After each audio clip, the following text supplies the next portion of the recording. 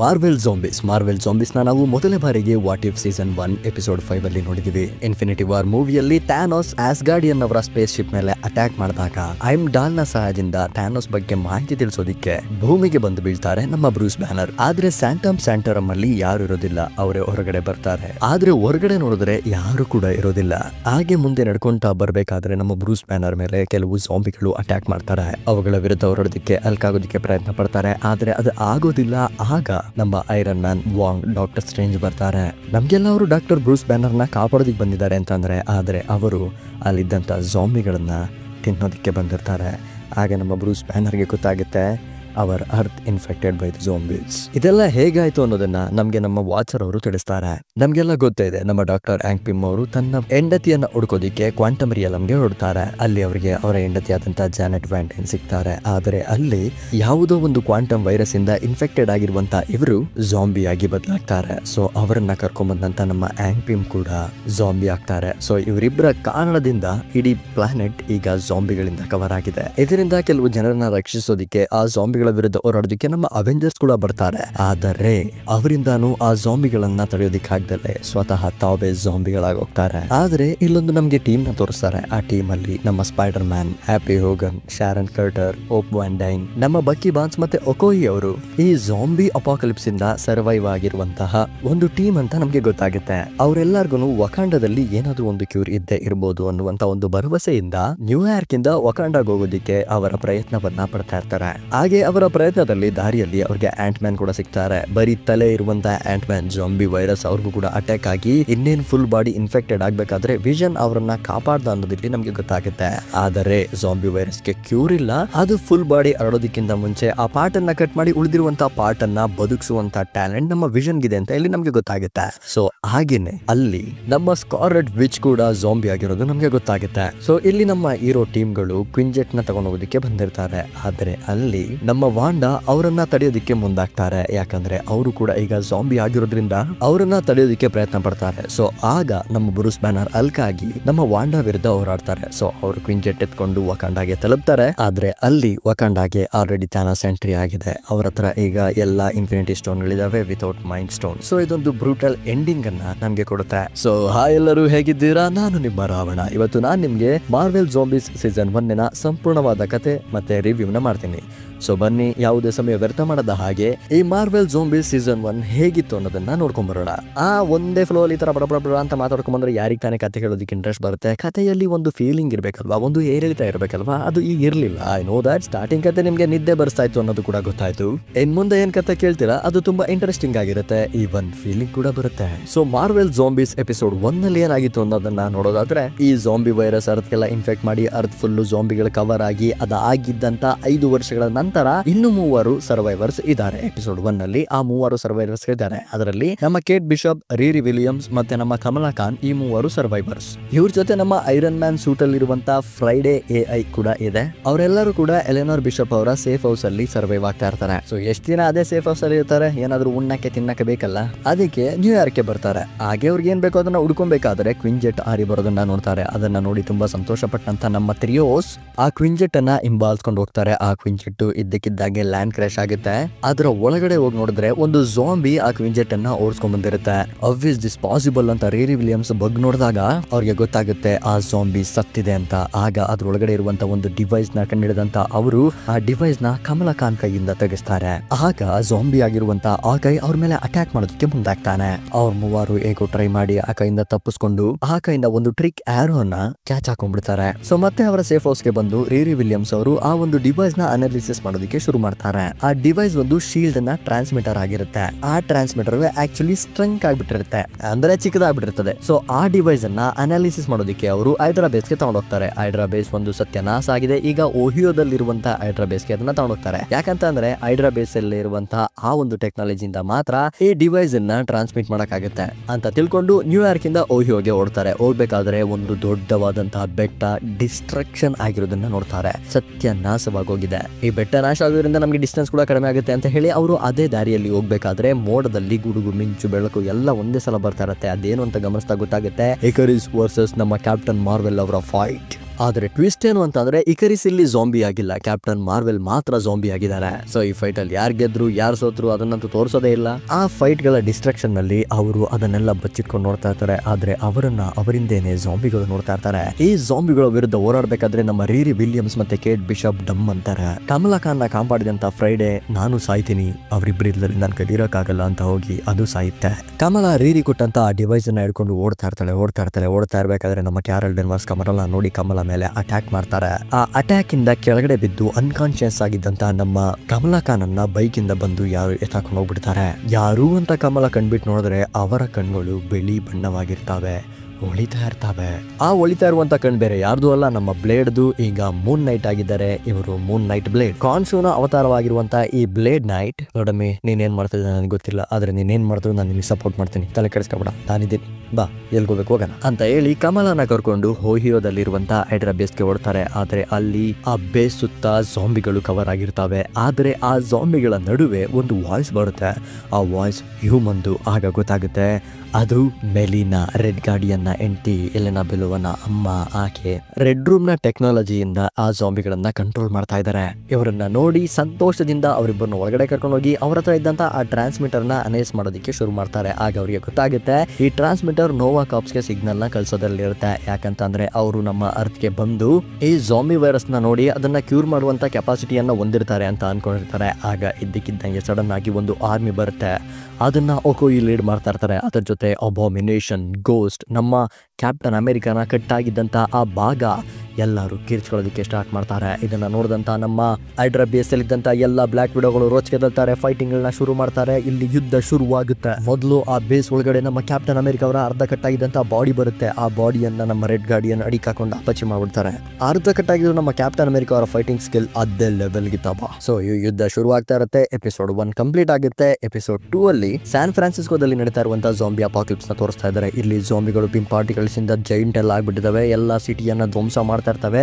ಆಗ ನಮ್ಮ ಕೇಟಿ ಮತ್ತೆ ಶಾಂಗ್-ಚಿ ನಮ್ಗೆ ಇಲ್ಲಿ ಕಾಣ ಸಿಗ್ತಾರೆ. ಅವರು ಕೂಡ ಆ ಝಾಂಬಿಗಳಿಂದ ತಪ್ಪಿಸ್ಕೊಂಡು ಓಡ್ತಾ ಇರ್ತಾರೆ. ಅವ್ರನ್ನ ಕಾಪಾಡೋದಕ್ಕೆ ನಮ್ಮ FBI ಏಜೆಂಟ್ ಆದಂತಹ ಜಿಮ್ಮಿ ವೂ ಬರ್ತಾರೆ. ಅವರೆಲ್ಲರೂ ಆ ಝಾಂಬಿಗಳ ವಿರುದ್ಧ ಹೋರಾಡ್ಬೇಕಾದ್ರೆ ಒಂದ್ 4-5 ಹೆಲಿಕಾಪ್ಟರ್ಗಳು ಬರ್ತಾವೆ. ಆ 4-5 ಹೆಲಿಕಾಪ್ಟರ್ ಯಾರಿದ್ದಾರೆ ಅಂತ ನೋಡಿದ್ರೆ ವೆನ್ ವೂ ತನ್ನ ಮಗನಾದಂತಹ ಶಾಂಗ್-ಚಿಯನ್ನ ಕಾಪಾಡೋದಕ್ಕೆ ಬಂದಿರ್ತಾರೆ. ಸೂವರ್ ಶಾಂಗ್-ಚಿ, ಅಪ್ಪ ನಾವ್ ಇವ್ರನ್ನೆಲ್ಲ ಕಾಪಾಡ್ಬೇಕಪ್ಪ, ನಾನು ನಿನ್ ಜೊತೆ ಬರಕ್ಕಾಗಲ್ಲ, ನಾನು ಇವ್ರನ್ನೆಲ್ಲ ಕಾಪಾಡ್ಬೇಕಪ್ಪ ಅಂತ ಹೇಳ್ಬೇಕಾದ್ರೇನೆ ಶಾಂಗ್-ಚಿ ಕೈಗೆ ಒಂದು ಝಾಂಬಿ ಕಡ್ದ್ಬಿಡುತ್ತೆ. ಅದನ್ನ ನೋಡಿದಂತ ವೆನ್ ವೂ, ಮಗನೇ ನಿನ್ ಮಗನೇ ಅಲ್ಲ, ಬೋಳಿ ಮಗ ಅಂತ ಹೇಳಿ ತನ್ನ ಕೈಯಲ್ಲಿದ್ದಂತ ಆ 10 ರಿಂಗ್ಸ್ ಗಳನ್ನ ನಮ್ಮ ಶಾಂಗ್-ಚಿ ಕೈಗೆ ಹಾಕ್ಬಿಡ್ತಾರೆ. ಯಾಕಂತ ಅಂದ್ರೆ ಆ ಝಾಂಬಿ ಕಡ್ದಿದ್ರಿಂದ ಆ ಝಾಂಬಿ ವೈರಸ್ ನಮ್ಮ ಶಾಂಗ್-ಚಿ ಕೈಯಿಂದ ಸ್ಪ್ರೆಡ್ ಆಗ್ತಾ ಇರುತ್ತೆ. ಅದನ್ನ ತಡೆಯೋದಕ್ಕೆ 10 ರಿಂಗ್ಸ್ ಕೊಟ್ಟಂತಹ ನಮ್ಮ ವೆನ್ ವೂ ಅಲ್ಲಿ ಸಾಯ್ತಾರೆ. ಸೊ ಅವರ ಸಾವಿಗೆ ಕಾರಣವಾದಂತಹ ಶಾಂಗ್-ಚಿ ಹೆಲಿಕಾಪ್ಟರ್ ಹತ್ಕೊಂಡು ಹೋಗ್ತಾರೆ ಕೇಟಿ ಜೊತೆ. ಇಲ್ಲಿ ಶಾಂಗ್-ಚಿ ತಂಗಿ ಏನಾದ್ಲು ಯಾರಿಗೂ ಬೇಕಾಗಿಲ್ಲ. ಸೊ ಹೀಗೆ ಅವರು ಆ ಝಾಂಬಿ ಅಪಾಕಲಿಪ್ಸ್ ಅಂತ ಹೋರಾಡ್ತಾ 5 ವರ್ಷಗಳಾಗಿರ್ತವೆ. ಆ 5 ವರ್ಷಗಳ ನಂತರ ಒಂದು ಹೊಸ ಜಾಗಕ್ಕೆ ಹಸುಗಳನ್ನ ತಗೊಂಡು ಹೋಗ್ತಾ ಇರ್ತಾರೆ. ಆ ಹಸುಗಳನ್ನ ಕದಿಯೋದಿಕ್ಕೆ ಸ್ಕ್ರಲ್ಸ್ ಗಳು ಬರ್ತಾ ಇರ್ತಾರೆ. ಆ ಸ್ಕ್ರಲ್ಸ್ ಗಳನ್ನೆಲ್ಲ ಸಾಯಿಸಿ ಆ ಹೊಸ ಜಾಗಕ್ಕೆ ತಲುಪದಂತ ನಮ್ಮ ಶಾಂಗ್-ಚಿ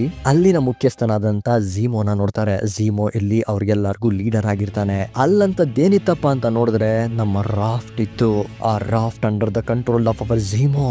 ಸೊ ಶಾಂಗ್-ಚಿ ಹಸು ತಂದಿರೋದ್ರಿಂದ ಆ ಹಸುಗಳನ್ನ ಝೀಮೋ ಇಟ್ಕೊಂಡು ಶಾಂಗ್-ಚಿಗೆ ಅಲ್ಲಿ ಉಳ್ಕೊಳ್ಳೋದಕ್ಕೆ ಅವಕಾಶವನ್ನ ಕೊಡ್ತಾನೆ. ಸೊ ಈಗ ಭೂಮಿಯಲ್ಲೇ ಅತ್ಯಂತ ಸೇಫೆಸ್ಟ್ ಜಾಗವಾದಂತಹ ಓಷನ್ ಅಲ್ಲಿ ಇರುವಂತಹ ರಾಫ್ಟ್ ಅಲ್ಲಿ ಎಲ್ಲರೂ ಇದ್ದಾರೆ. ದೇ ಆರ್ ಸೇಫ್ ನಾವ್. ಸೊ ಕಮಲಾ ಹತ್ರ ಇದ್ದಂತ ಆ ಡಿವೈಸ್ ಬಗ್ಗೆ ನಮ್ಮ ಝೀಮೋ ಕೂಡ ಗೊತ್ತಾಗುತ್ತೆ. ಝೀಮೋನು ಕೂಡ ಅವ್ರಿಗೆ ಹೆಲ್ಪ್ ಮಾಡೋದಕ್ಕೆ ನ್ಯೂ ಆಸ್ಗರ್ಡ್ ಗೆ ಓಡೋದಕ್ಕೆ ಶುರು ಮಾಡ್ತಾರೆ. ಯಾಕಂದ್ರೆ ನ್ಯೂ ಆಸ್ಗರ್ಡ್ ಅಲ್ಲಿ ಒಂದು ಜೆಟ್ ಇರುತ್ತೆ. ಆ ಜೆಟ್ ಅನ್ನ ತಗೊಂಡು ಅವರು ಅಂತರಿಕ್ಷಕ್ಕೆ ಹೋಗಿ ಅಂತರಿಕ್ಷದಲ್ಲಿ ಈ ಟ್ರಾನ್ಸ್ಮಿಟರ್ ನ ಆನ್ ಮಾಡಿದ್ರೆ ನೋವಾ ಕಾಪ್ಸ್ ನಮ್ಗೆ ಹೆಲ್ಪ್ ಮಾಡೋದಕ್ಕೆ ಬರ್ತಾರೆ ಅನ್ನೋದು ಅವರ ನಂಬಿಕೆ ಆಗಿರುತ್ತೆ.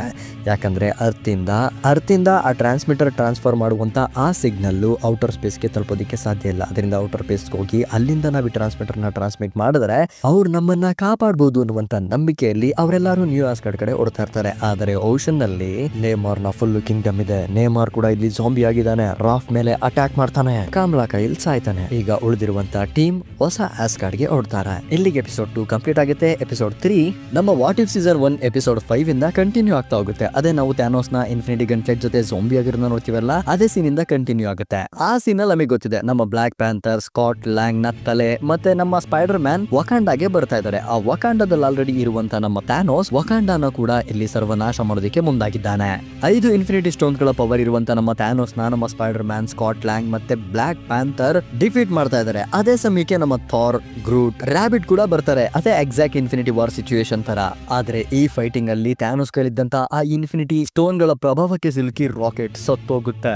ಗ್ರೂಟ್ ಡಿಸ್ಇಂಟಿಗ್ರೇಟ್ ಆಗೋಗುತ್ತೆ. ಥಾರ್ಗೆ ಏನಾಯ್ತು ಅಂತಾನೆ ಗೊತ್ತಾಗ್ತಾ ಇಲ್ಲ. ಸ್ಟಾರ್ಮ್ ಬ್ರೇಕ್ ಹಿಡ್ಕೊಂಡು ನಮ್ಮ ಸ್ಪೈಡರ್ ಮ್ಯಾನ್ ಥ್ಯಾನೋಸ್ ವಿರುದ್ಧ ಹೋರಾಡ್ತಾ ಇದ್ದಾರೆ. ಮೈಂಡ್ ಸ್ಟೋನ್ ನ ಹಿಡ್ಕೊಂಡು ಟೀಚ್ ಎಲ್ಲ ಥ್ಯಾನೋಸ್ ವಿರುದ್ಧ ಹೋರಾಡ್ತಾ ಇದ್ದಾನೆ. ಆದ್ರೆ ಅವ್ರಿಗೆಲ್ಲ ಗೊತ್ತಿದೆ, ಅಷ್ಟು ಅನಂತ ಅರಳುಗಳ ಪವರ್ ಅನ್ನ ಹೊಂದಿರುವಂತ ಥ್ಯಾನೋಸ್ ನ ನಾವು ಮೂವರೇ ಸೋಲ್ಸೋದಿಕ್ಕೆ ಸಾಧ್ಯನೇ ಇಲ್ಲ ಅಂತ ಗೊತ್ತಾದಾಗ ನಮ್ಮ ಟೀಚ್ ಎಲ್ಲ ವಕಾಂಡದಲ್ಲಿದ್ದಂತ ಆ ವೈಬ್ರೇನಿಯಂ ಕೋರ್ ಒಳಗಡೆ ಥ್ಯಾನೋಸ್ ನ ತೆಳ್ಬಿಡ್ತಾರೆ. ಸ್ಪೈಡರ್ ಮ್ಯಾನ್ ಆಂಟ್ ಮ್ಯಾನ್ ನ ಕಾಪಾಡೋದಕ್ಕೋಸ್ಕರ ಅವರು ಕೂಡ ಆ ವೈಬ್ರೇನಿಯಂ ಕೋರ್ ಒಳಗಡೆ ಬಿದ್ದೋಗ್ತಾರೆ. ಈಗ ಎಲ್ಲ ಅನಂತ ಅರಳುಗಳು ಕೂಡ ಆ ವೈಬ್ರೇನಿಯಂ ಕೋರ್ ಒಳಗಡೆ ಹೋಗಿ ಅದೊಂದು ಮ್ಯಾಸಿವ್ ಡಿಸ್ಟ್ರಕ್ಷನ್ ಶುರುವಾಗುತ್ತೆ. ಆ ಮ್ಯಾಸಿವ್ ಡಿಸ್ಟ್ರಕ್ಷನ್ ಇಂದ, ಆ ಕಾಸ್ಮಿಕ್ ಎಕ್ಸ್ಪ್ಲೋಡ್ ಇಂದ ತನ್ನ ತಾವು ರಕ್ಷಣೆ ಮಾಡ್ಕೊಳ್ಳೋದಿಕ್ಕೆ ನಮ್ಮ ಸ್ಪೈಡರ್ ಮ್ಯಾನ್, ಸ್ಕಾಟ್ ಲ್ಯಾಂಗ್ ಇಬ್ರು ಓಡ್ತಾ ಇದ್ದಾರೆ. ಇನ್ನೇನು ಅವರು ಒಂದು ಪ್ರಪಾತಕ್ಕೆ ಬಿದ್ದು ಸಾಯ್ಬೇಕು ಅನ್ನೋ ಗ್ಯಾಪ್ ಅಲ್ಲಿ ಕೆಲವು ಸೋರ್ಸರರ್ ಗಳು ಅವ್ರನ್ನ ಕಾಪಾಡಿದ್ರು ಅನ್ನೋದನ್ನ ನಮ್ಮ ಸ್ಪೈಡರ್ ಮ್ಯಾನ್ ಚಿಕ್ಕ ಮಕ್ಕಳಿಗೆ ಕಾಮಾರ್ತಾಜಲ್ ಕೂತ್ಕೊಂಡು ನಡೆದಂತ ಘಟನೆಯನ್ನ ವಿವರಿಸ್ತಾ ಇದ್ದಾರೆ. ಇಲ್ಲಿವರೆಗೂ ನಾವು ಕೇಳ್ಕೊಂಬಂದಂತ ಕಥೆಯನ್ನ ನಮ್ಮ ಸ್ಪೈಡರ್ ಮ್ಯಾನ್ ಕಾಮಾರ್ತಾಜಲ್ ಇದ್ದಂತ ಮಕ್ಕಳಿಗೆ ಹೇಳ್ತಾ ಇದ್ದಾರೆ. ಸೊ ಇಲ್ಲಿ ಕಾಮಾರ್ತಾಜಲ್ಲಿ ಉಳ್ಕೊಂಡಿರುವಂತಹ ಸೋರ್ಸರ್ಗೂ ಕೂಡ ಗೊತ್ತಾಗುತ್ತೆ, Wanda ಮ್ಯಾಕ್ಸಿಮಫ್ the queen of dead ತನ್ನ ಇಷ್ಟ ಬಂದಂತೆ ಈ ರಿಯಾಲಿಟಿಯನ್ನ ಬದಲಾಯಿಸೋದಿಕ್ಕೆ ಒಂದು ಅಲ್ಟಿಮೇಟ್ ಪವರ್ ಸೋರ್ಸ್ ಅನ್ನ ಹುಡುಕ್ತಾ ಇದ್ದಾಳೆ. ಅದಕ್ಕೋಸ್ಕರ ಒಂದು ಆರ್ಮಿಯನ್ನೇ ಕಟ್ಕೊಂಡಿರುವಂತ ಆಕೆ ಇಡೀ ಭೂಮಿಯನ್ನ ಕಂಟ್ರೋಲ್ ಮಾಡೋದಕ್ಕೆ ಮುಂದಾಗಿದ್ದಾಳೆ. ಸೊ ಇಲ್ಲಿ ಸೀನ್ ಶಿಫ್ಟ್ ಆಗಿ ಎಪಿಸೋಡ್ 2 ಅಲ್ಲಿ ನೋಡಿದ್ವಲ್ಲ, ಆ ಕತೆ ಮುಂದುವರಿಯುತ್ತೆ. ಬ್ಯಾರನ್ ಝೀಮೋ, ನಮ್ಮ red guardian, Kamala Khan, blade, ನಮ್ಮ FBI ಏಜೆಂಟ್ ರಾಫ್ಟ್ ಇಂದ ಹೇಗೋ ಪಾರಾಗಿ ಈಗ ಸಮುದ್ರದ ಅಂಚಿನ ದಡದಲ್ಲಿದ್ದಾರೆ. ಎಲೆನನ್ನ ರಾಫ್ಟ್ ಅಲ್ಲಿ ಕಳ್ಕೊಂಡಂತ ನೋವಲ್ಲಿರುವಂತಹ ರೆಡ್ ಗಾರ್ಡಿಯನ್ ನ ಸಮಾಧಾನ ಮಾಡಿ ಕಮಲಾ ಖಾನ್ ಕರ್ಕೊಂಡು ಹೋಗ್ತಾರೆ. ಈಗ ಅವರೆಲ್ಲ ನ್ಯೂ ಆಸ್ಗಾರ್ಡ್ ಗೆ ಹೋಗ್ತಾ ಇದ್ದಾರೆ. ನ್ಯೂ ಆಸ್ಗಾರ್ಡ್ ಅಲ್ಲಿ ಎಷ್ಟೋ ಜಾಂಬಿಗಳು ಸತ್ತು ಬಿದ್ದಿದ್ದಾವೆ. ಒಂದು ದೊಡ್ಡ ಬೃಹದಾಕಾರವಾದಂತಹ ಗೋಡೆ ಅವ್ರನ್ನೆಲ್ಲ ತಡೆದು ನಿಲ್ಸುತ್ತೆ. ಆ ಗೋಡೆಯ ಸಂಧಿಯಿಂದ ಒಂದು ಸೌಂಡ್ ಬರುತ್ತೆ, ಅದೇ ವ್ಯಾಲ್ಕರಿದು. ಆಗ ವ್ಯಾಲ್ಕರಿ, ಯಾರ್ಲೇ ನೀವೆಲ್ಲ ಯಾಕೆ ಇಲ್ಲಿ ಬಂದಿದ್ದೀರಾ ಅಂತ ಅವ್ರನ್ನೆಲ್ಲ ತಡೆದು ನಿಲ್ಲಿಸ್ಬೇಕಾದ್ರೆ ಕಮಲಾ, ಅಗಯ್ಯ ನಾನು ನಿಮ್ಮಂಗೆ ಸರ್ವೈವರ್ ತಾರಣ್ಣ ಅವರ, ಇಲ್ಲಿ ನೀವೆಲ್ಲ ಸುಖವಾಗಿ ಸಂತೋಷವಾಗಿ ನೇಮ್ದೇಗಿದ್ದಾರ ಅಂತ ಗೊತ್ತಾಯ್ತು. ಆಗ ವ್ಯಾಲ್ಕರಿ, ಇಂಥ ಡೈಲಾಗ್ಗಳಿಗೆಲ್ಲ ಬಿದ್ದೋಗಲ್ಲ ಕಣಮ್ಮಿ. ಆಗ ಬ್ಲೇಡ್ ಮುಂದೆ ಬಂದು ಅವರ ಒಳಗಡೆ ಇದ್ದಂತ ಆ ಕಾನ್ಶೂ ಅನ್ನ ಹೊರಗಡೆ ತಂದು ವ್ಯಾಲ್ಕರಿಗೆ ಅರ್ಥ ಮಾಡಿಸ್ತಾರೆ. ಆಗ ಅವ್ರನ್ನೆಲ್ಲ ವ್ಯಾಲ್ಕರಿ ನ್ಯೂ ಆಸ್ಗಾರ್ಡ್ ಒಳಗಡೆ ಅವ್ರನ್ನೆಲ್ಲ ಕರ್ಕೊಂಡು ಹೋಗ್ತಾರೆ. ಆಸ್ಗಾರ್ಡ್ ಅಲ್ಲಿ ನೋಡಿದ್ರೆ ಎಲ್ಲರೂ ಕುಡಿತಾ ಇದಾರೆ, ತಿಂತಾ ಇದಾರೆ, ವಾಂತಿ ಮಾಡ್ತಾ ಇದಾರೆ, ಹ್ಯಾಪಿ ಆಗಿದ್ದಾರೆ. ಆದ್ರೆ ಥಾರ್ ಸಪ್ಪಗೆ ತಲೆ ಬಗ್ಗಿಸ್ಕೊಂಡು ಯಾರ ಹತ್ರನು ಮಾತಾಡ್ದಾಗೆ ಒಂದು ಥ್ರೋನ್ ಮೇಲೆ ಸುಮ್ಮನೆ ಕೂತ್ಕೊಂಡಿದ್ದಾರೆ. ಸೊ ಆಗ ಕಮಲಾ ಆಕೆ ಬಂದಿದ್ದಂತ ಎಲ್ಲ ವಿಚಾರಗಳನ್ನ ತಿಳಿಸ್ತಾರೆ. ವಾಂಡಾ ಮ್ಯಾಕ್ಸಿಮಫ್ ಬಗ್ಗೆನೂ ತಿಳಿಸ್ತಾರೆ. ಆಗ ನಮ್ಮ ಕಣ್ಣು ಮುಂದೆ ಬರುವಂತದ್ದು ನಮ್ಮ Wanda Maximoff in a beautiful form. No zombie, ಅಕ್ಕ ಫುಲ್ಲಿ ಹಿಲ್ಡು. ವ್ಯಾಲ್ಕರಿ ಐಕೋ, ಕಮಲಾ ಶಾಕು, ವಾಂಡಾ ರಾಕು. ಹೆಂಗಕ್ಕ ಇವೆಲ್ಲ ಅಂತ ಕೇಳಿದ್ರೆ, ನೋಡ್ಬಿಟ್ಟಿ ನೀನ್ ಏನ್ ಮಾಡಕ್ ಹೋಗಿದ್ಯೋ ಅದನ್ನ ನಿನ್ ನನ್ ಸಹಾಯದಲ್ಲೇ ಮಾಡಕ್ ಆಗಲ್ಲ, ನನ್ ಜೊತೆ ಸೇರ್ಕೋ, ನಾನೆಲ್ಲಾನು ಸರಿ ಮಾಡ್ತೀನಿ ಅಂತ ಹೇಳ್ಬೇಕಾದ್ರೆ ಕಮಲಾ ಹೇಳ್ತಾಳೆ, ಆಂಟಿ ವೆಸ್ಟ್ ವಿವಲ್ ನೀವ್ ಏನ್ ಮಾಡಿದ್ರಿ ಅಂತ ಗೊತ್ತಾಯ್ತು ಕಣ ಆಂಟಿ, ನಾವ್ ಅದನ್ನ ಮರಿತೀವೇನ ಆಂಟಿ ಅಂತ ಹೇಳ್ಬೇಕಾದ್ರೇನೆ ಅಲ್ಲೊಂದು ರಿಯಾಲಿಟಿ ರ್ಯಾಪಿಂಗ್ ಆಗುತ್ತೆ.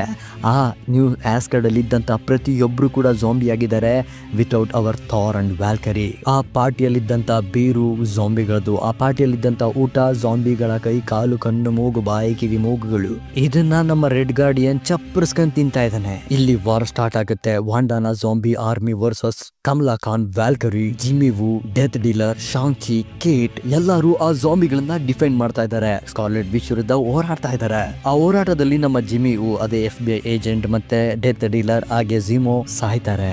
ಇದನ್ನೆಲ್ಲ ಗಮನಿಸ್ತಾ ಇದ್ದಂತ ಥಾರ್ ಕೊನೆಗೂ ಅರೈವ್ ಆಗ್ತಾರೆ. ಜಾಂಬಿಯ ಸಂಪೂರ್ಣವಾದಂತ ಆರ್ಮಿ ಮತ್ತೆ ವಾಂಡಾನ ತಡೆದು ನಿಲ್ಲಿಸ್ತಾರೆ. ಸೊ ಇನ್ನು ಬದುಕುಳಿದಂತ ನಮ್ಮ ಟೀಮ್ ಆ ಶಿಪ್ ಹತ್ರ ಹೋಗುತ್ತೆ. ಆ ಶಿಪ್ ಅನ್ನ ನಮ್ಮ ವ್ಯಾಲ್ಕರಿ ರೈಡ್ ಮಾಡ್ಕೊಂಡು ಅಲ್ಲಿಂದ ಇನ್ನೇನ್ ಎಸ್ಕೇಪ್ ಆಗ್ಬೇಕು ಅನ್ನುವಂತ ಸಂದರ್ಭದಲ್ಲಿ ವಾಂಡಾ ಮತ್ತೆ ಅವರನ್ನ ತಡಿತಾರೆ. ಆಗ ಮತ್ತೆ ಅಲ್ಲಿಗೆ ಬಂದಂತಹ ನಮ್ಮ ಥಾರ್ ವಾಂಡಾನ ತಡಿತಾರೆ. ಅವ್ರು ಹೇಗೋ ಅಲ್ಲಿಂದ ಎಸ್ಕೇಪ್ ಆಗಿ ಕೊನೆಗೂ ಸ್ಪೇಸ್ಗೆ ತಲುಪಿ ಆ ಟ್ರಾನ್ಸ್ಮಿಟರ್ ಅನ್ನ ಆನ್ ಮಾಡ್ಬಿಡ್ತಾರೆ. ಫೈನಲಿ ಅವರಿಗೆ ನೋವಾ ಕಾಪ್ ಕೂಡ ಸಿಗ್ತಾರೆ. ಆದ್ರೆ ನೋವಾ ಕಾಪ್ ಅವರು ಇವರು ಜಾಂಬಿಗಳು ಅಂತ ತಿಳ್ಕೊಂಡು ಅವರ ಮೇಲೆನೆ ಅಟ್ಯಾಕ್ ಮಾಡೋದಕ್ಕೆ ಶುರು ಮಾಡ್ತಾರೆ. ಯಾಕಂದ್ರೆ ನೋವಾ ಕಾಪ್ಸ್ ಆಲ್ರೆಡಿ ಗೊತ್ತಿರುತ್ತೆ earth infected by the zombies ಅಂತ. ಅದಕ್ಕೆ ಈ ವೈರಸ್ ಎಲ್ಲೂ ಅಂತರಿಕ್ಷದಲ್ಲಿ ಹರಡಬಾರದು ಅಂತ ಅವರು ಅರ್ತ್ ಸುತ್ತಾನೆ ಕಾವಲಿಗಿರ್ತಾರೆ. ಅಂತರಿಕ್ಷದಲ್ಲಿ ಅಟ್ಟಾಡ್ಸ್ಕೊಂಡು ಹೊಡೆಯೋದಿಕ್ಕೆ ಮುಂದಾಗ್ತಾರೆ ನಮ್ಮ ಅರ್ತ್ ಇಂದ ಸರ್ವೈವ್ ಆಗಿರುವಂತಹ ಸರ್ವೈವರ್ಸ್ ಅನ್ನ. ಸೊ ಇಲ್ಲಿಗೆ ಎಪಿಸೋಡ್ 3 ಕಂಪ್ಲೀಟ್ ಆಗಿ ಮುಗಿದೋಗುತ್ತೆ. ಇನ್ನ ಫೈನಲ್ ಆಗಿರುವಂತಹ ಎಪಿಸೋಡ್ ಮಾರ್ವೆಲ್ ಜಾಂಬೀಸ್ ಎಪಿಸೋಡ್ 4. ನೋವಾ ಕಾರ್ಪ್ ಇಂದ ಹಾನಿಗೆ ಒಳಗಾದಂತ ಆ ಶಿಪ್ ಅರ್ತ್ ಅನ್ನ ಕಮಲಾ ಹೇಗೋ ಮಾಡಿ ತನ್ನ ಪವರ್ ಇಂದ ಪ್ರೊಟೆಕ್ಟ್ ಮಾಡೋದಕ್ಕೆ ಪ್ರಯತ್ನ ಪಡ್ತಾರೆ. ಆದ್ರೆ ಭೂಮಿಗೆ ಬಂದು ಬೀಳ್ತಾ ಇರುವಂತ ಆ ಒಂದು ಶೇಪ್ ಅದು ಭೂಮಿಗೆ ಅಪ್ಪಳಿಸ್ತಾ ಇರುವಂತ ರಭಸಕ್ಕೆ ಪುಡಿ ಪುಡಿಯಾಗೋಗುತ್ತೆ. ಎಲ್ಲರೂ ಕೂಡ ಆಕಾಶದಲ್ಲಿ ಬೀಳ್ತಾ ಇದ್ದಾರೆ. ಮೂನ್ ನೈಟ್ ಮಾತ್ರ ನೆಕ್ಸ್ಟ್ ಲೆವೆಲ್. ಸೊ ಹಾಗೆ ಎಲ್ಲರೂ ಬೀಳ್ತಾರೆ, ಸಾಯ್ತಾರೆ ಅನ್ನುವಂತ ಗ್ಯಾಪ್ ಅಲ್ಲಿ ಅರ್ತ್ ಅಲ್ಲಿ ಕಾಮರ್ತಾಜಲ್ಲಿದ್ದಂತ ಸೋರ್ಸರರ್ಗಳು ಇವರನ್ನೆಲ್ಲ ಕಾಪಾಡ್ತಾರೆ. ಸೊ ಆಗ ಆ ಸೋರ್ಸರರ್ಗಳು ಒಂದು ಕರಾಳ ಸತ್ಯವನ್ನ ಬಾಯ್ಬಿಡ್ತಾರೆ. ಯಾವಾಗ ಆ ರಾ ಇನ್ಫಿನಿಟಿ ಸ್ಟೋನ್ಸ್ ಗಳು ವೈಬ್ರೇನಿಯಂ ಕೋರೊಳಗಡೆ ಬಿದ್ವೋ ಆಗ ಆ ಮ್ಯಾಸಿವ್ ಡಿಸ್ಟ್ರಕ್ಷನ್ ನ ತಡೆಯೋದು ಈ ಅರ್ತ್ ಇಂದ ಸಾಧ್ಯನೇ ಆಗ್ತಾ ಇರ್ಲಿಲ್ಲ. ಆದರೆ ಅಲ್ಲಿ ಒಬ್ಬ ವ್ಯಕ್ತಿ ಇದ್ದ. ಅವನು ಆ ಮ್ಯಾಸಿವ್ ಡಿಸ್ಟ್ರಕ್ಷನ್ ನ ತನ್ನ ಒಳಗಡೆ ತಾನು ಅಬ್ಸರ್ವ್ ಮಾಡ್ಕೊಂಡ. ಅವನ್ ಬೇರೆ ಯಾರು ಅಲ್ಲ, the Bruce banner. Bruce banner ಅನ್ನೋದಕ್ಕಿಂತ ದ ಹಲ್ಕ್. ಬ್ರೂಸ್ ಬ್ಯಾನರ್ನ ಸಂಪೂರ್ಣ ಅಸ್ತಿತ್ವವನ್ನೇ ಸರ್ವನಾಶ ಮಾಡಿ ಹಲ್ಕ್ ಆ ಮ್ಯಾಸಿವ್ ಡಿಸ್ಟ್ರಕ್ಟ್ನ ಸಂಪೂರ್ಣ ಪವರನ್ನ ತನ್ನ ಒಳಗಡೆ ಅಬ್ಸರ್ವ್ ಮಾಡಿಕೊಂಡು ಈ ಅರ್ಥನ್ನ ಪ್ರೊಟೆಕ್ಟ್ ಮಾಡ್ತಾ ಇದ್ದಾನೆ. ಈಗ ಹಲ್ಕ್ ಹತ್ರ ಇರುವಂತಹ ಆ ಇನ್ಫಿನಿಟ್ ವೈಬ್ರೇನಿಯಂ ಪವರ್ ಝಾಂಬಿ ಆಗಿರುವಂತಹ ಆ ಸ್ಕಾರ್ಲೆಟ್ ವಿಚ್ ವಾಂಡಾ ಮ್ಯಾಕ್ಸಿಮಮ್ಗೆ ಬೇಕಾಗಿದೆ. ಸೊ ನಮ್ಮ ಕೆಲಸ ಈಗ ಹಲ್ಕ್ ನ ಪ್ರೊಟೆಕ್ಟ್ ಮಾಡೋದು, ಸ್ಕಾರ್ಲೆಟ್ ವಿಚ್ ನ ಡಿಫೆಂಡ್ ಮಾಡೋದು. So let's protect the Hulk ಅಂತ ಹೇಳಿ ಹಲ್ಕ್ ಇರುವಂತ ಜಾಗಕ್ಕೆ ಅವರು ಓಡ್ತಾರೆ. ಅಲ್ಲಿ ನೋಡಿದ್ರೆ ಒಂದು ಮಹಾ ಸೈನ್ಯನೇ ಸ್ಕಾರ್ಲೆಟ್ ವಿಚ್ ಜೊತೆ ನಿಂತಿದೆ. ಒಕೋಯಿ, ಆಕಾಯ್, ಅಬಾಮಿನೇಷನ್, ಆಂಕ್ ಪಿಮ್ ಇವರೆಲ್ಲರೂ ಹಲ್ಕ್ ನ ಡಿಸ್ಟ್ರಾಯ್ ಮಾಡೋದಕ್ಕೆ ಬಂದಿದ್ದಾರೆ. ಇಲ್ಲಿ ನಡೆಯುವಂತ war scene that is an absolute fight. It's epic fight. Hulk ಕೂಡ ಅವ್ರನ್ನೆಲ್ಲ ಇಡೀ ಆರ್ಮಿಯನ್ನ ತಡೆಯೋದಕ್ಕೆ ಮುಂದಾಗ್ತಾನೆ. ಅರ್ಧ ಆರ್ಮಿಯನ್ನ ಹಲ್ಕ್ಗೆ ಉಡಾಯಿಸ್ಬಿಡ್ತಾನೆ. ಕಮಲಾ ಖಾನ್, ಬ್ಲೇಡ್ ಇವರೆಲ್ಲರ ಆಕ್ಷನ್ ಸೀನ್ಸ್ ಮಾತ್ರ ನೆಕ್ಸ್ಟ್ ಲೆವೆಲ್ ಆಗಿತ್ತು. ಆಗ ಸ್ಕಾರ್ಲೆಟ್ ವಿಚ್ ನಮ್ಮ ವಾಂಡಾ ಮ್ಯಾಕ್ಸಿಮಮ್ ತನ್ನ ಪವರ್ಫುಲ್ ಅಸ್ತ್ರನ ಬಿಡ್ತಾರೆ. ಅದೇ ಥಾರ್, ಝಾಂಬಿ ಆಗಿರುವಂತ ಥಾರ್ ಬಂದಿದ ತಕ್ಷಣ ತನ್ನ ಹತ್ರ ಸ್ಟಾರ್ಮ್ ಬ್ರೇಕರ್ನ ತಗೊಂಡು ಹಲ್ಕ್ಗೆ ಯಾವ ರೀತಿ ಇಂಜುರೀಸ್ ನ ಮಾಡ್ತಾರೆ ಅಂತಂದ್ರೆ ಆ ಇಂಜುರೀಸ್ ಇಂದ ರಿಕವರ್ ಮಾಡ್ಕೊಳ್ಳೋದಕ್ಕೂ ಕೂಡ ಹಲ್ಕ್ಗೆ ಕಷ್ಟ ಆಗ್ತಾ ಇರುತ್ತೆ. ಆ ಝಾಂಬಿ Thar ರೇಜ್ಗೆ blade night ಒಡೀಸ್. Finally Hulk ನ ಪವರ್ ತಗೊಳ್ಳೋದಿಕ್ಕೆ ವಾಂಡಾ ಮ್ಯಾಕ್ಸಿಮಮ್ ಬರ್ತಾರೆ. ಅವ್ರು ಬರ್ತಿದ್ದಾಗೇನೆ ಅವ್ರನ್ನ ತಡೆಯೋದಿಕ್ಕೆ ಕಮಲಾ ಕೂಡ ಬರ್ತಾರೆ. ಆಗ ಕಮಲಾಗೆ ನಮ್ಮ ವಾಂಡಾ ಮ್ಯಾಕ್ಸಿಮಮ್ ಹೇಳ್ತಾರೆ, ಇದನ್ನೆಲ್ಲ ಮರ್ತ್ಬಿಡು, ನಾವ್ ಈ ಪ್ರಪಂಚಕ್ಕೆ ಒಂದು ಹೊಸ ಶೇಪ್ ಅನ್ನ ಕೊಡ್ಬೋದು, ಒಂದು ಹೊಸ ರೂಪನ ಕೊಡ್ಬೋದು, ನನ್ ಜೊತೆ ಕೈ ಜೋಡಿಸು ಅಂತ ನಮ್ಮ ವಾಂಡಾ ಮ್ಯಾಕ್ಸಿಮಮ್ ಹೇಳ್ಬೇಕಾದ್ರೆ ನಮ್ಮ ಕಮಲಾ ಅದಕ್ಕೆ ಒಪ್ಕೊಂಡು ಕೈ ಜೋಡಿಸ್ತಾರೆ. ಕೈ ಜೋಡಿಸಿದ ತಕ್ಷಣ ನಮ್ಗೊಂದು ಹೊಸ ಪ್ರಪಂಚನ ತೋರಿಸ್ತಾರೆ. ಅಲ್ಲಿ ನಮ್ಮ ಕಮಲಾ ಖಾನ್ ಅವರ ರೂಮ್ ಇಂದ ಎದ್ದು ತನ್ನ ಫ್ರೆಂಡ್ಸ್ ಗಳನ್ನ ಮೀಟ್ ಆಗ್ತಾ ಇದ್ದಾಳೆ. ಕೇಟ್ ಬಿಷಪ್, ರೀರಿ ವಿಲಿಯಮ್ಸ್ ಜೊತೆ ತುಂಬಾ ಸಂತೋಷವಾಗಿದ್ದಾರೆ. ಹಾಗೆ ಅವರೊಂದು ಶಾಪ್ ಹತ್ರ ಕೂತ್ಕೊಂಡು ಏನಾದ್ರು ತಿನ್ನೋದಿಕ್ಕೆ ಆರ್ಡರ್ ಮಾಡ್ಬೇಕಾದ್ರೇನೆ ನಮ್ಮ ರೀರಿ ಕಮಲಾ ಖಾನ್ ಅನ್ನ ಎಚ್ಚರಿಸ್ತಾ ಇದ್ದಾರೆ. ಆಗ ನಮ್ಮ ಕಮಲಾ ಗೊತ್ತಾಗುತ್ತೆ ಇದೊಂದು ರಿಯಾಲಿಟಿ ವ್ರಾಪಿಂಗ್. ಈ ರಿಯಾಲಿಟಿಯನ್ನ ನನ್ನ ಮೈಂಡ್ ಒಳಗಡೆ ಸ್ಕಾರ್ಲೆಟ್ ವಿಚ್ ಹಾಕಿದ್ದಾಳೆ ಅಂತ. ಅದನ್ನ ತಿಳ್ಕೊಂಡಿದ ತಕ್ಷಣ ನಮ್ಮ ಕಮಲಾ ಖಾನ್ ನಮ್ಮನ್ನ ನೋಡಿ ಮಾರ್ವೆಲ್ ಸ್ಟುಡಿಯೋಸ್ ಅವರ ಮಾರ್ವೆಲ್ ಝಾಂಬಿ ಸೀಸನ್ 2 ಅಲ್ಲಿ ಸಿಗೋಣ ಅಂತ ಹೇಳಿ ಎಪಿಸೋಡ್ 4 ಅನ್ನ ಎಂಡ್ ಮಾಡ್ತಾರೆ. ಸೊ ಗುರು, ಇದಾಗಿತ್ತು ಮಾರ್ವೆಲ್ ಸ್ಟುಡಿಯೋಸ್ ಅವರ ಮಾರ್ವೆಲ್ ಝಾಂಬೀಸ್ ನ ಕತೆ. ಇನ್ನು ಈ ನಮ್ಮ ಮಾರ್ವೆಲ್ ಸ್ಟುಡಿಯೋಸ್ ಅವರ ಮಾರ್ವೆಲ್ ಝಾಂಬೀಸ್ ಸೀಸನ್ 1 ಹೇಗಿತ್ತು ಅನ್ನೋದನ್ನ ನೋಡೋದಾದ್ರೆ ತುಂಬಾ ಚೆನ್ನಾಗಿತ್ತು. ಕತೆ ಕೂಡ ತುಂಬಾ ಚೆನ್ನಾಗಿ ನೆರೇಟಿವ್ ಮಾಡಿದ್ರು. ಪ್ರತಿಯೊಂದು ಕ್ಯಾರೆಕ್ಟರ್ ನ ಸ್ಕ್ರೀನ್ ಪ್ರೆಸೆಂಟೇಷನ್ ಕೂಡ ತುಂಬಾ ಅದ್ಭುತವಾಗಿ ಬರ್ದಿದಂತ ನಮ್ಮ ಮಾರ್ವೆಲ್ ಸ್ಟುಡಿಯೋಸ್ ನ ಝಾಂಬಿ ಟೀಮ್ ಅವರು ಕಮಲಾ ಖಾನ್ ನ ಯಾಕೆ ಇಷ್ಟೊಂದು ಪ್ರಿಯಾರಿಟಿ ಆಗಿ ತೋರಿಸ್ತಾ ಇದ್ದಾರೆ ಅಂತ ನನಗಂತೂ ಅರ್ಥ ಆಗ್ತಾ ಇಲ್ಲ. ಕತೆ ಸಂಪೂರ್ಣವಾಗಿ ಆಕೆ ಸುತ್ತನೇ ಸುತ್ತಾ ಇದ್ರು ನಮ್ಗೆ ಕಮಲಾ ಖಾನ್ ಅನ್ನುವಂತ ಒಂದು ಕ್ಯಾರೆಕ್ಟರ್ ಮೇಲೆ ಬರ್ಬೇಕಾಗಿದ್ದಂತ ಕಾನ್ಸಂಟ್ರೇಷನ್ ಈ ಎಪಿಸೋಡ್ ಗಳಲ್ಲಿ ನಮ್ಗೆಲ್ಲೂ ಬರ್ತಾ ಇರ್ಲಿಲ್ಲ. ನಮ್ಗೆಲ್ಲರಿಗೂ ಅವೆಂಜರ್ಸ್ ಅಂದ್ರೆ ಇಷ್ಟ. ಅವೆಂಜರ್ಸ್ ಅಂತಂದ್ರೆ ಅವ್ರಿಗೊಂದು ಬ್ರ್ಯಾಂಡಿಂಗ್ ನೇಮ್ ಅಷ್ಟೇ. ಅದನ್ನ ಸುಮ್ಮನೆ ಪ್ರಮೋಟ್ ಮಾಡ್ತಾ ಇರಬೇಕು, ಅಲ್ಲಿ ಇಲ್ಲಿ ಯೂಸ್ ಮಾಡ್ತಾ ಇರಬೇಕು. ಅದರಿಂದ ಆಡಿಯನ್ಸ್ ರಿಟೆನ್ಷನ್ ನ ಜಾಸ್ತಿ ಮಾಡ್ಕೊಬಹುದು ಅನ್ನುವಂತ ಮುಟ್ಟಾಳತನವನ್ನ ನಮ್ಮ ಮಾರ್ವೆಲ್ ಸ್ಟುಡಿಯೋಸ್ ಅವರು ಈಗೀಗ ಅವರ ಪ್ರಮೋಷನ್ ಗಳಲ್ಲಿ ಯೂಸ್ ಮಾಡ್ತಾ ಇರೋದು ನಮಗೆ ಕಾಣ ಬರ್ತಾ ಇದೆ. ಬಟ್ ಮಾರ್ವೆಲ್ ಝಾಂಬೀಸ್ ಅಲ್ಲಿ ಯೂಸ್ ಮಾಡಿದಂತ ಕ್ಯಾರೆಕ್ಟರ್ಗಳು ಕಮಲಾ ಖಾನ್ ನ ಹೊರತುಪಡಿಸಿ ಬೇರೆ ಎಲ್ಲಾ ಕ್ಯಾರೆಕ್ಟರ್ಗಳು ನನಗೆ ತುಂಬಾ ಇಷ್ಟ ಆದವು. ಕಮಲಾ ಖಾನ್ ಯಾಕೆ ಇಷ್ಟ ಆಗ್ಲಿಲ್ಲ ಅಂತಂದ್ರೆ they are forcing. Kamala Khan ಅಲ್ಲಿ ಏನೋ ಒಂದು ಶಕ್ತಿ ಇದೆ, ಆ ಶಕ್ತಿನ ನಾವು ಹುಡುಕ್ತಾ ಇದೀವಿ, ನೀವು ನಮ್ ಜೊತೆ ಹುಡುಕಿ ಅಂತ ಅವರು ಫೋರ್ಸ್ ಮಾಡ್ದಂಗಿತ್ತು ನಮ್ಗೆ. ಸೊ ಫೈನಲಿ ಕಮಲಾ ಖಾನ್ ಈ ಲ್ಯಾಂಡ್ ನ ಸರ್ವೆ ಮಾಡ್ತಾರ, ಈ ಝಾಂಬಿ ವೈರಸ್ ನ ತಡೆಗಟ್ತಾರ, ಇದನ್ನೆಲ್ಲ ಫುಲ್ ಎರಾಡಿಕೇಟ್ ಮಾಡ್ತಾರ ಅನ್ನುವಂತ ಕ್ವಶನ್ ನಮ್ಗೆ ಕಾಡ್ತಾ ಇದ್ರು ನಮ್ಮ ವಾಂಡಕ್ಕನ್ ಯಾಕೆ ನೀವು ಎಲ್ಲೂ ನೆಟ್ಟಿರಾಗಿ ಬಿಡ್ತಾ ಇಲ್ಲ ಅನ್ನೋದನ್ನ ಕೇಳೋದಿಕ್ಕೆ ಇಷ್ಟಪಡ್ತೀನಿ. ಇನ್ನು ಮಾರ್ವೆಲ್ ಝಾಂಬೀಸ್ ನ ಆಕ್ಷನ್ ಕಡೆ ಮಾತಾಡ್ತಾ ಇದ್ರೆ ಇಟ್ಸ್ ಅ ಪೀಕ್ ಆಕ್ಷನ್. ಅದರಲ್ಲೂ ಕೂಡ ಎಂಟ್ರಿ ಆಫ್ ನೇಮರ್ ಇದೆಯಲ್ಲ, ಅದಂತೂ ನೆಕ್ಸ್ಟ್ ಲೆವೆಲ್ ಆಗಿತ್ತು. ನೈಟ್ ಬ್ಲೇಡ್ ನ ಪ್ರತಿಯೊಂದು ಮೂವ್ಮೆಂಟ್, ಪ್ರತಿಯೊಂದು ಡೈಲಾಗ್ಸ್, ಪ್ರತಿಯೊಂದು ಅಪಿಯರೆನ್ಸ್ ಕೂಡ ಆಸಮ್ ಆಗಿತ್ತು. ಇನ್ನು ನಮ್ಮ ಐರನ್ ಮ್ಯಾನ್ ಸೂಟ್ ಅಲ್ಲಿರುವಂತ ಆ ಫ್ರೈಡೆ AI ತನ್ನ ಗಮನನ ತುಂಬಾ ತನ್ನ ಕಡೆ ಸೆಳ್ಕೊತಾ ಇತ್ತು. ಅದು ಯಾಕೆ ಅಂತ ಅಂದ್ರೆ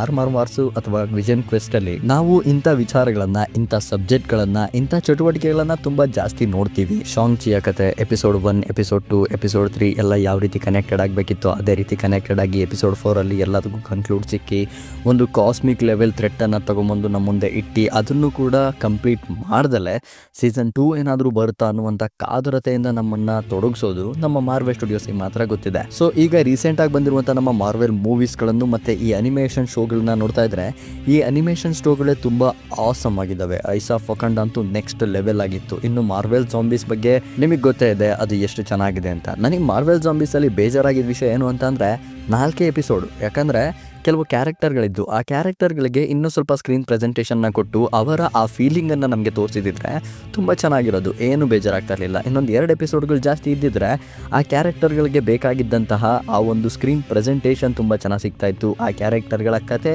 ಆ ಕ್ಯಾರೆಕ್ಟರ್ಗಳಿಗೆ ನಮಗೆ ಬರಬೇಕಾಗಿದ್ದಂಥ ಫೀಲಿಂಗ್ ಈ ಎಪಿಸೋಡ್ಗಳಲ್ಲಿ ಬರಲಿಲ್ಲ.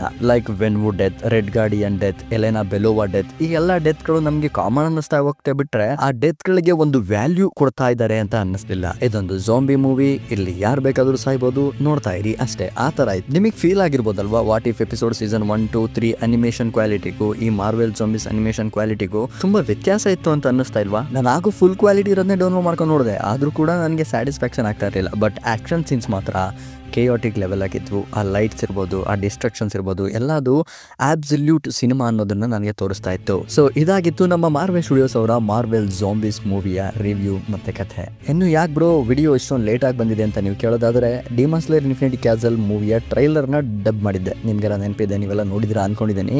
ಆ ಟ್ರೈಲರ್ಗೆ ಕಾಪಿರೈಟ್ ಸ್ಟ್ರೈಕ್ ಬಂತು. ಅದರಿಂದ ಮನನೊಂದು ಮೂವಿ ನೋಡ್ಕೊಂಡ್ಬಂದು ಮೂವಿಯ ರಿವ್ಯೂ ಆಗಿದೆ. ಮೂವಿ ರಿವ್ಯೂ ಹಾಕಿದ್ಮೇಲೆ ಆ ವಿಡಿಯೋ ಕೂಡ ಗ್ಲೋಬಲಿ ಬ್ಲಾಕ್ ಆಗೋಯ್ತು. ಒಂದು ಒಳ್ಳೆ ಕಂಟೆಂಟ್ ನ ನೋಡ್ಕೊಂಡ್ ಬಂದಿದ್ದೀನಲ್ಲ, ಅದನ್ನ ರಿವ್ಯೂ ಮಾಡ್ತಾ ಇದ್ದೀನಲ್ಲ ಅಂತ ಸಂತೋಷ ನನ್ಗೆ ಒಂದ್ ಕಡೆ ಇದ್ರೆ, ಅದನ್ನ ಯೂಟ್ಯೂಬ್ ಅಲ್ಲಿ ಹಂಚ್ಕೊಳಕ್ ಆಗ್ತಾ ಇಲ್ವಲ್ಲ ಅನ್ನುವಂತ ಆ ನೋವು ಒಂದ್ ಕಡೆ. ಇನ್ಸ್ಟಾಗ್ರಾಮ್ ಮೇಲೆ ನನ್ಗೊಂದಷ್ಟೊಂದು ಇಂಟ್ರೆಸ್ಟ್ ಇಲ್ಲ, but YouTube is our first step. ಸತತ 3 ವರ್ಷಗಳ ಕಾಲ ನಿಮ್ ಜೊತೆ ನಾನಿದ್ದೀನಿ. ಇದುವರೆಗೂ ಯಾರ್ಯಾರು ಈ ವಿಡಿಯೋನ ನೋಡಿದಿರಾ ಅವ್ರಿಗೆಲ್ಲರಿಗೂ ಹೃದಯ ಪೂರ್ವಕವಾದ ಧನ್ಯವಾದಗಳು. Thank you for choosing me ಅಂತ ಹೇಳ್ತಾ ಸಿಗೋಣ ಮುಂದೆ ವಿಡಿಯೋದಲ್ಲಿ. ಅಲ್ಲಿವರೆಗೂ stay tune with Ravan creator. Take care, bye.